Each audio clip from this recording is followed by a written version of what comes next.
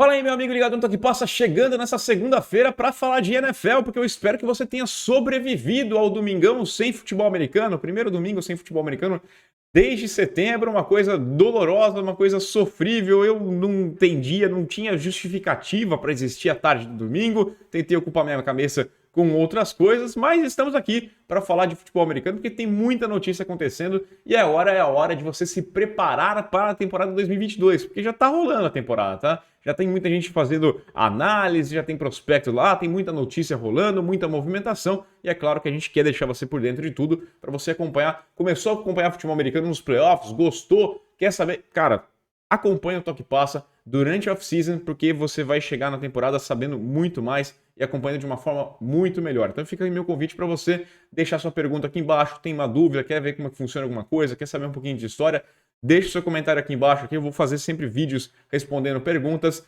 vou fazer também análise, explicar situações, contar histórias aqui, pode ficar sossegado, mas sua sugestão é sempre muito bem-vinda. Inclusive, na quarta-feira, vou cumprir uma promessa que fiz lá atrás, muito tempo, para o Alessandro Dias, e vou falar dos prospectos que foram draftados no último draft ali, na primeira rodada. Quero falar um pouquinho como é que foi a temporada desses jogadores.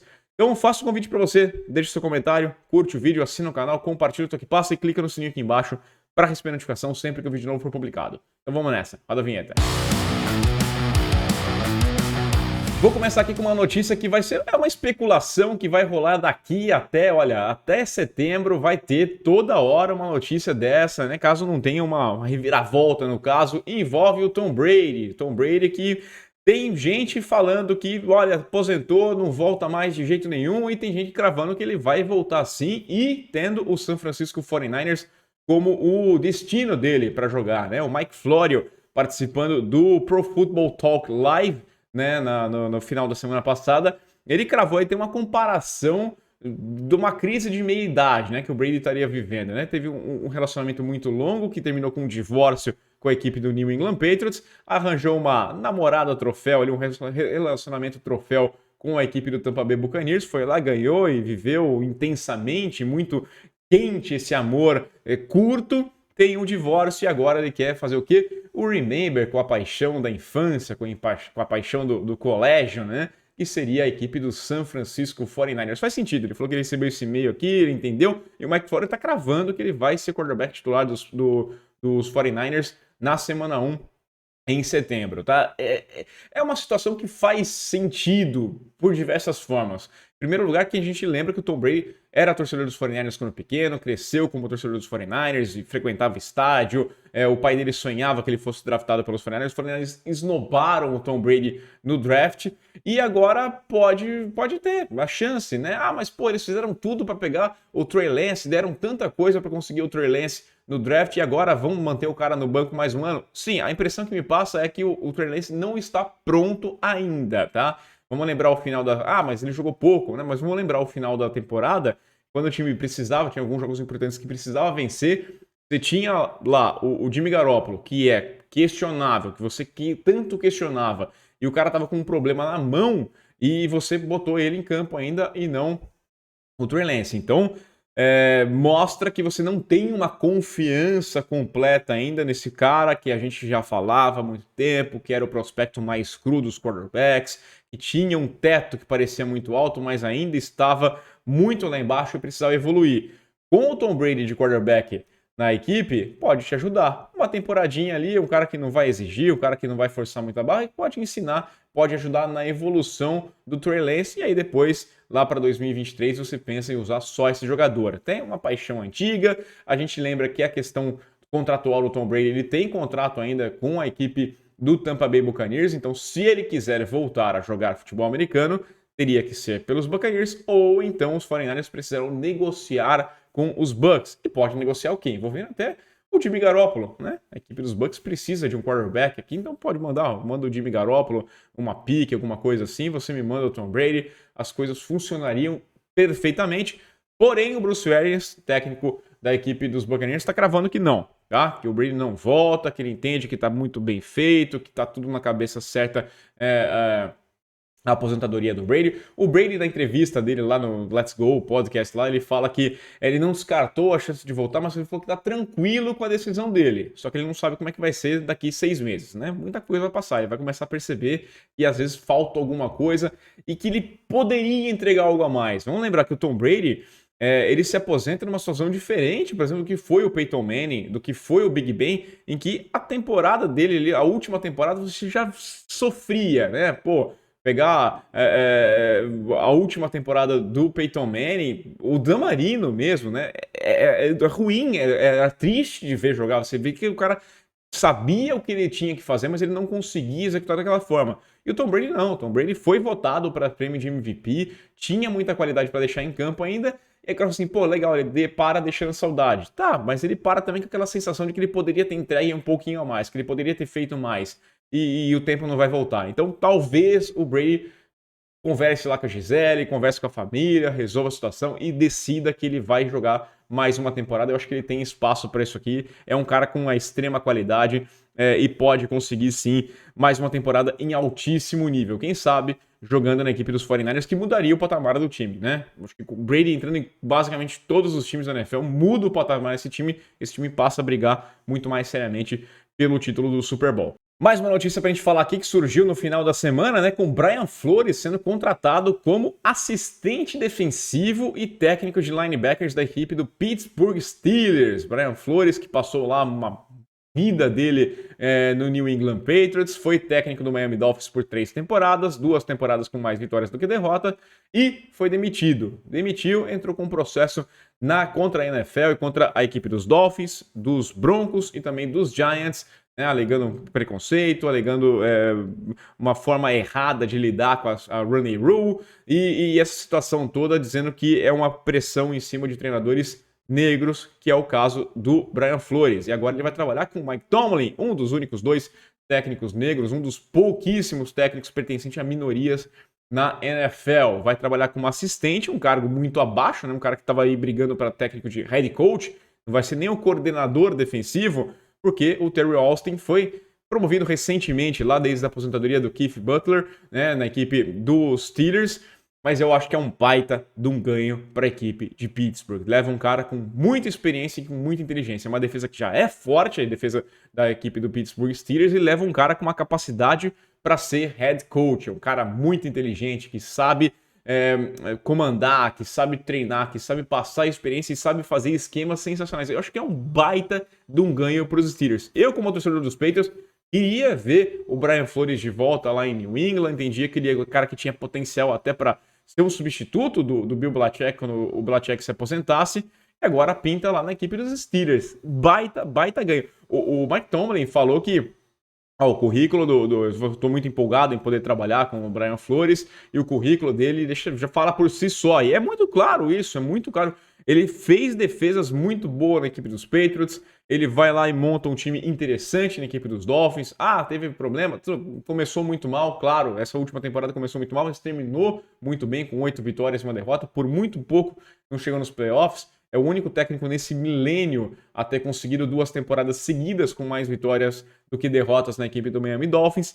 Então, eu acho que é um cara que traz, que acrescenta muita coisa para um time que já tem uma defesa forte. A gente sabe que a grande dúvida no momento para a equipe dos Steelers é com relação ao quarterback, né? Mas deixa essa defesa ainda mais interessante. Lembrando que a defesa foi capaz de levar esse Big Ben caindo pelas tabelas para os playoffs. Quem sabe o que vai fazer aí quando tiver um quarterback. Estamos falando em Jameis Winston, que está aqui esquentando uma chance de ser o quarterback dos Steelers. Vamos ver o que vai acontecer nessa off-season. Mas Brian Flores, para mim, um baita acerto da equipe do Pittsburgh Steelers. Falando de Combine, que está marcado para o próximo dia 1º de março, começa ali uma semana, né? Na próxima terça-feira começaria uma semana toda, mas que podemos ter boicote. Cerca de 150 jogadores, mais de 150 jogadores, podem boicotar alguns grandes astros, prospectos interessantíssimos desse draft. Estão falando em boicotar o Combine na semana que vem por conta das regras criadas, né? São 13 agentes que representam esses jogadores e eles deixaram bem claro que não tem o regulamento por conta da Covid, o que eles estão tentando evitar casos aí, surtos de Covid durante o Combine.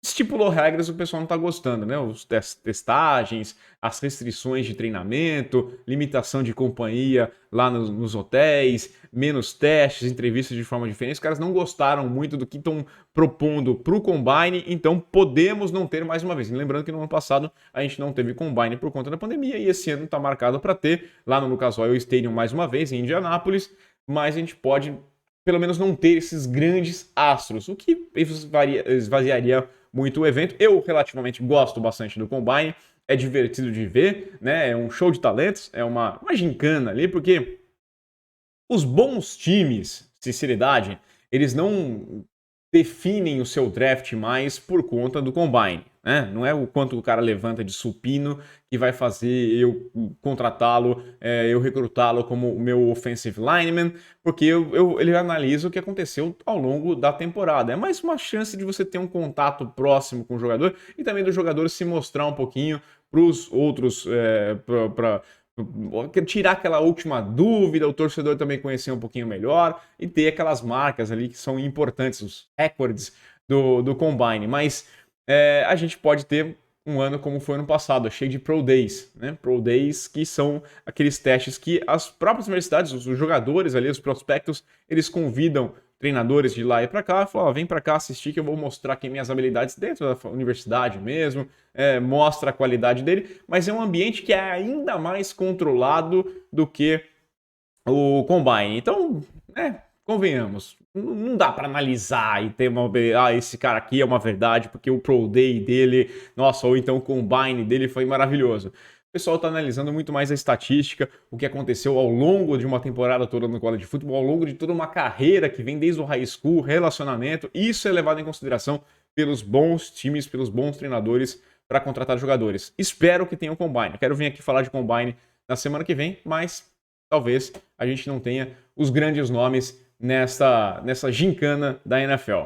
E por falar em gincana, vamos falar daquele sentimento, uma outra liga que tenta preencher esse vazio ao longo desses 6 meses de hiato entre as temporadas da NFL. Né? Essa NFL só volta ali para valer em julho com os treinos, em agosto com a pré-temporada e para valer mesmo voando a bola em setembro. Tem gente que sempre tenta preencher esse espaço e a gente vai ter um retorno da USFL. Na quinta-feira passada os caras lançaram os uniformes, né? Eu não gravei vídeo na sexta-feira, por isso eu tô deixando para falar aqui. E eu resolvi contar um pouquinho sobre histórias dessas ligas que tentam competir com a NFL, tentam, né, mostrar a sua capacidade. A gente teve ligas muito bem sucedidas, mas são muitos casos de fracassos que deixam algumas coisinhas. Os mais recentes, né, a XFL em 2020, 2019 a gente teve a AAF, né, a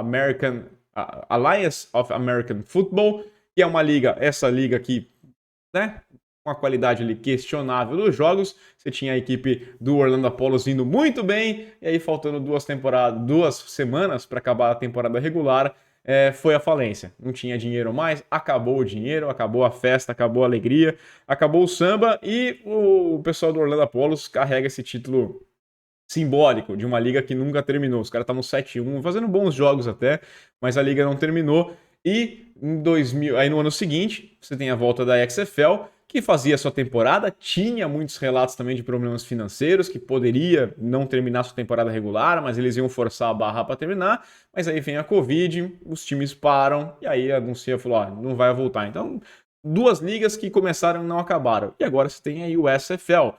Tem temporada marcada para o próximo dia 16 de abril, né?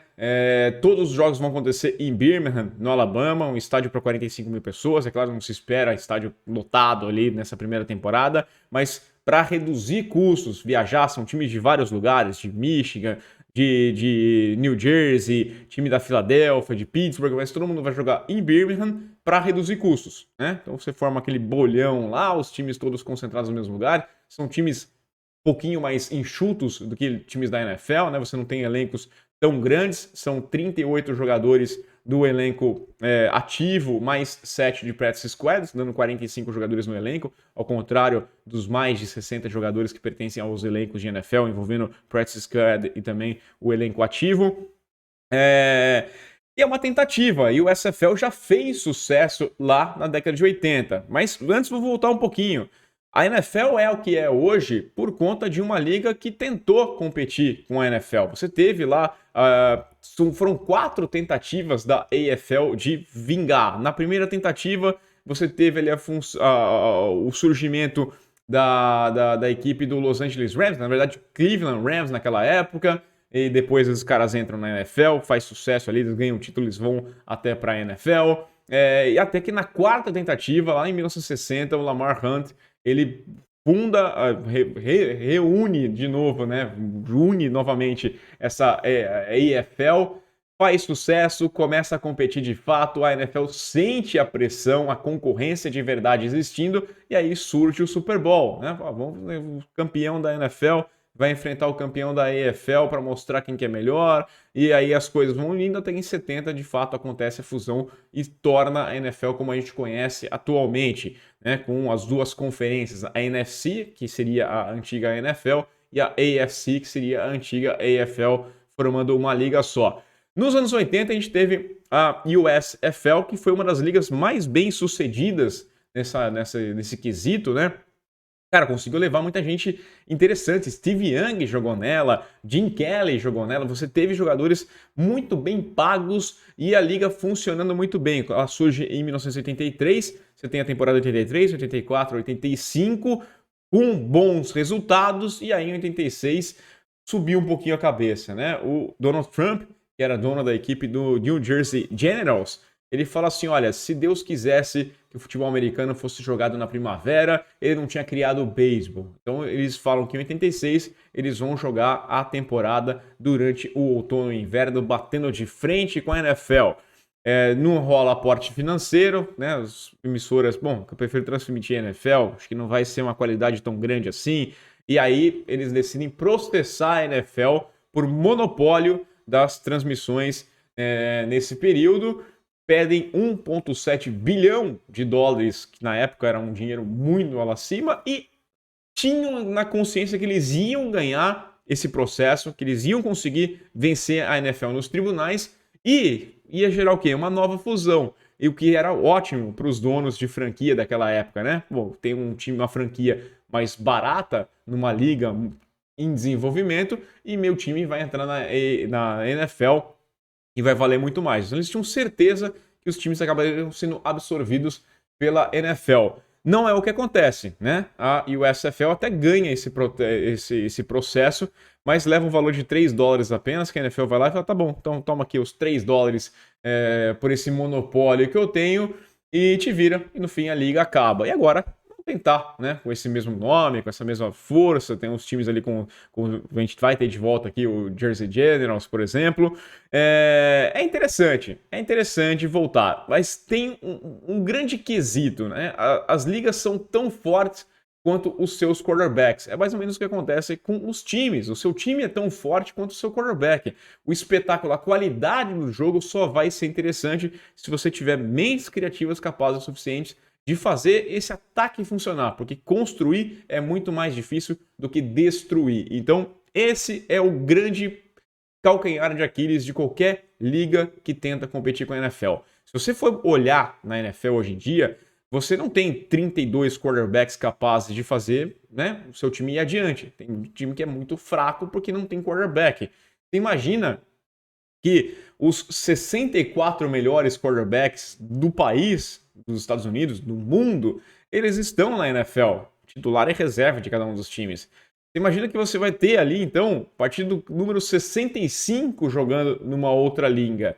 Você consegue imaginar, né, a qualidade? E é o que foi o problema da AAF. Você tinha jogos relativamente interessantes, mas era muito lance patético vindo de quarterback, muito erro de execução, muita coisa mal construída ofensivamente. Na XFL, a mesma coisa, você surge um nome ou outro. O Taylor Heinicke era um cara que estava jogando nessas ligas, ele demonstra uma qualidade para estar na NFL, mas muito abaixo do que é esperado num nível de cobrança que a gente tem. A gente assiste futebol americano esperando o melhor do Mahomes, o melhor do Burrow, o melhor do Tom Brady, do Aaron Rodgers, E aí quando você cai desses nomes todos para jogadores que estão disputando ligas menores, aí a coisa fica muito mais complicada. Então eu torço para dar certo, vou tentar acompanhar, vou tentar assistir, a gente vai ter transmissão, não sei como vai passar por aqui, onde eu vou assistir pela internet, mas eu torço para que dê certo, para que preencha essa lacuna,